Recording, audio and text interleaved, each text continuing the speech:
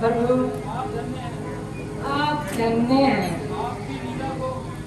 आपकी लीला को कोई नहीं जान सकता।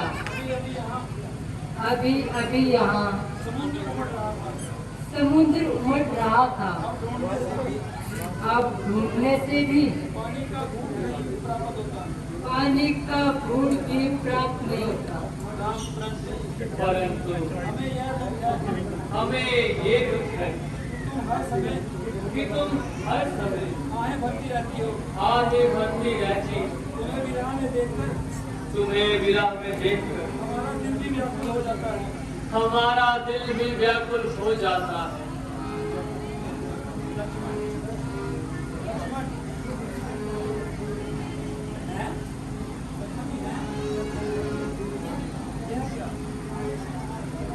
है ये क्या?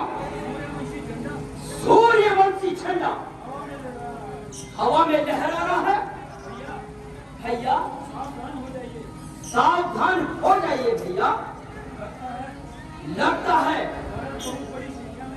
भारत बहुत बड़ी संख्या में सेना लेकर चित्रकूट की ओर बढ़ रहा है भैया। यदि भरत है तो हमें किस प्रकार की चिंता है? तो हमें किस प्रकार की चिंता है लक्ष्मण? ऐसा मालूम होता है अब उसे कुछ और धुन सूझी है। ये तुम्हारे मन का भ्रम है। मुझे भरत से ऐसी उम्मीद नहीं है। तो फिर उस पर भरोसा करना भी ठीक नहीं भ्राता जी। हमें दृढ़ विश्वास है लक्ष्मण। भरत की आत्मा इतनी मलिन नहीं हो सकती। आप कुछ भी कहें भैया, मुझे उस पर विश्वास नहीं। क्या आपको कैकेयी पर विश्वास था कि वो ऐसा करेगी? तुम्हारा क्या ख्याल है लक्ष्मण? भरत किसी बुरे इरादे से आ रहा है? इसमें कोई शक नहीं। यदि ऐसा नहीं तो इतनी सेना क्यों सर ला रहा है? अच्छा आने दो, हमें क्या चिंता है। आए और अपनी वीरता का जोर दिखलाए। यदि हम बेसमान हैं फिर भी सत्यवंश रघुकुल की शान है। इस हालत में भी उस कायर के लिए लक्ष्मण का एक ही बात काफी है। ए भाई शीघ्र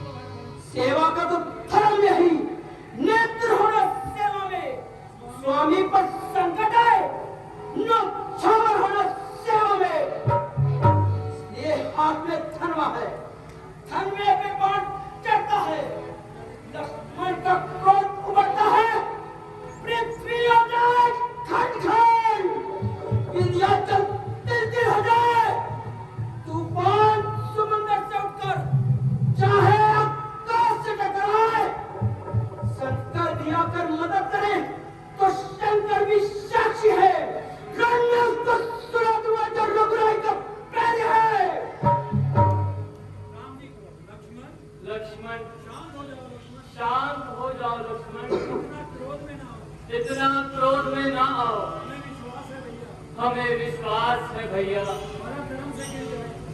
भरत धर्म से गिर जाए ये नहीं विचार में आता है। फिर उस जैसा सुशील भाई सब जगह नहीं पाया जाता है।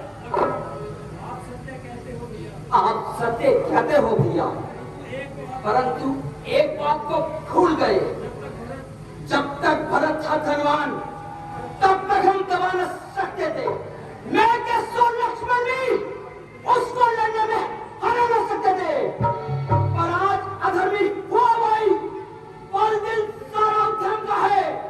धर्म का एक ही बाल उन सबको बस कर सकता है।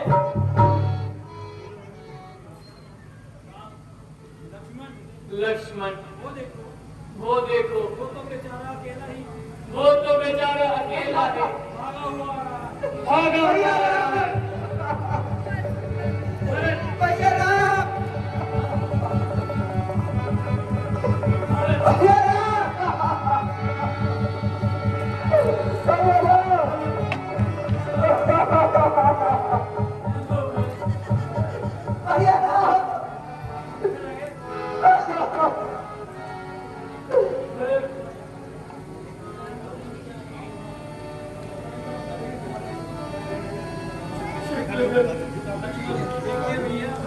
देखिए भैया, सभी माताएं भी आ रही हैं, गुरुदेव भी आ रहे हैं भैया।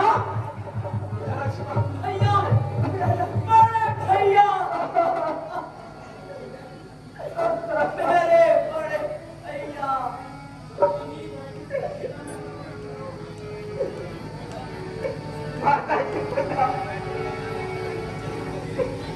आइए गुरुदेव।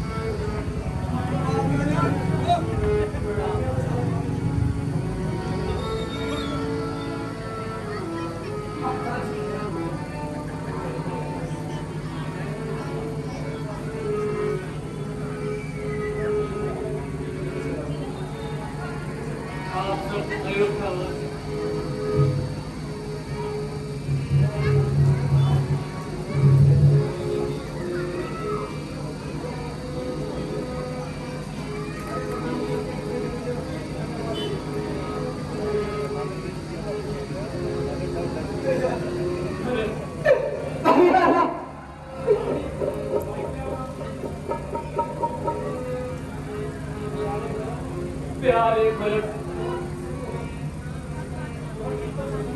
कहो चित्त तो प्रसन्न है और तुम रोते क्यों हो? आखिर वजह तो बताओ। अरे तुमने तो बच्चों को भी मात दे दिया है।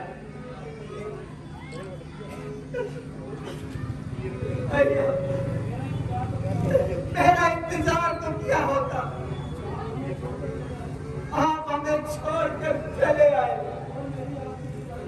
और मैं आपकी जुदाई में मैं क्या कहूँ भैया। पिताजी भी पिताजी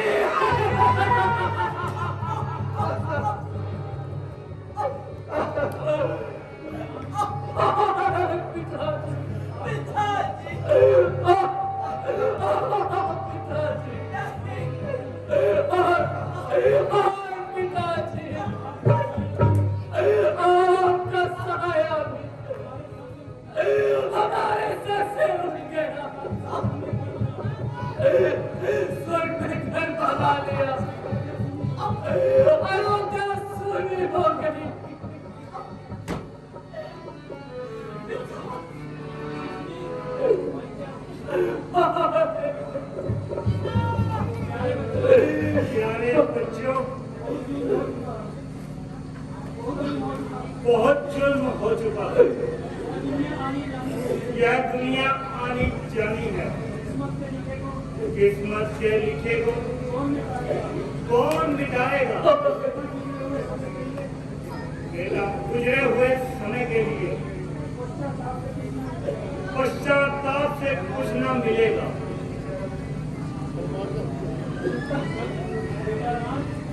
बेटा राम। जी गुरुदेव।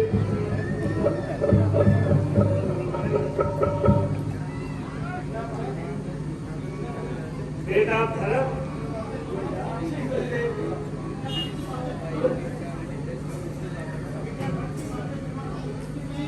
बेटा भरत की बातें सुनो। उसके सब जो लोग आए हैं उनकी तरफ ध्यान दो। कहो भैया, तुम क्या कहना चाहते हो? भैया भैया क्षमा कीजिए, और वापिस अयोध्या चलिए। आपके बिना अयोध्या सुनसान है, आप वीरान है। तमाम प्रजा आपको लेने आई है भैया। माता जी को माफ कर दीजिए, वापिस चलिए।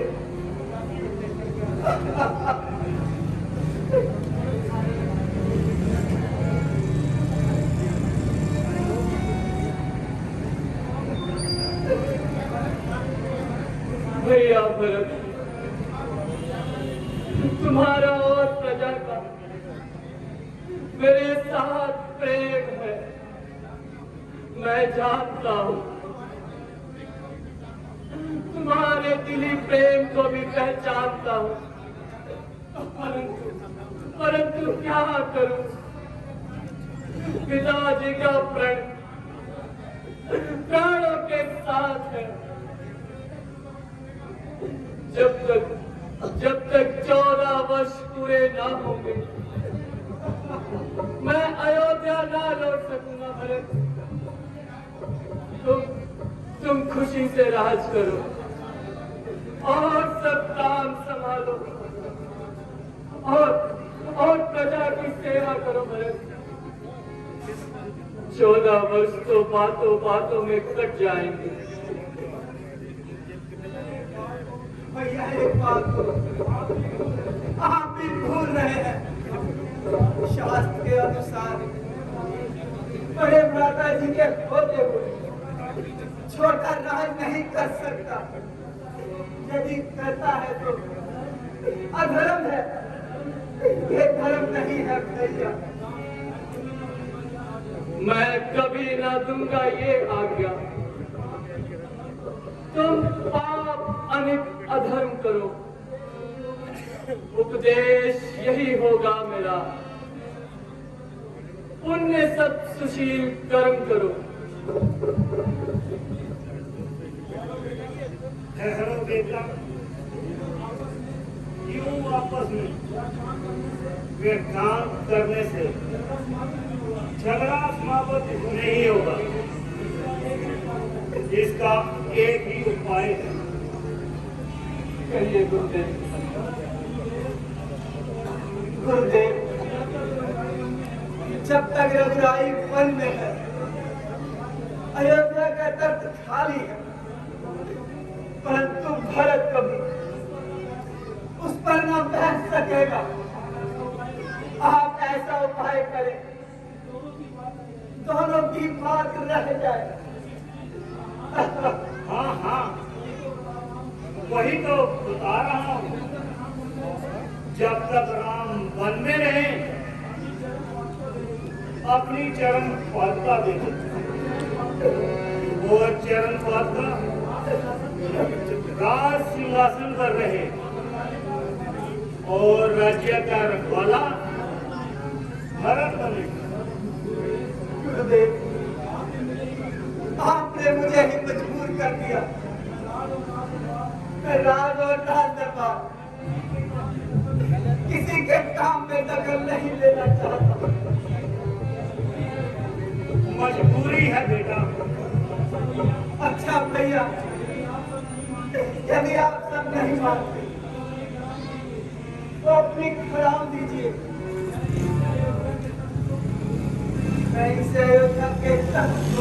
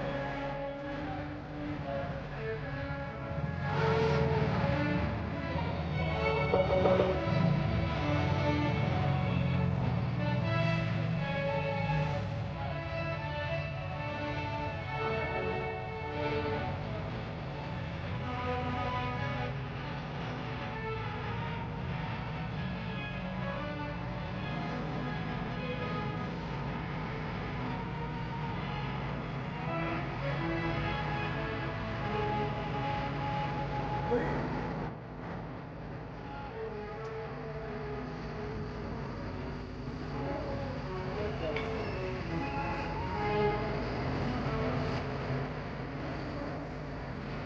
you.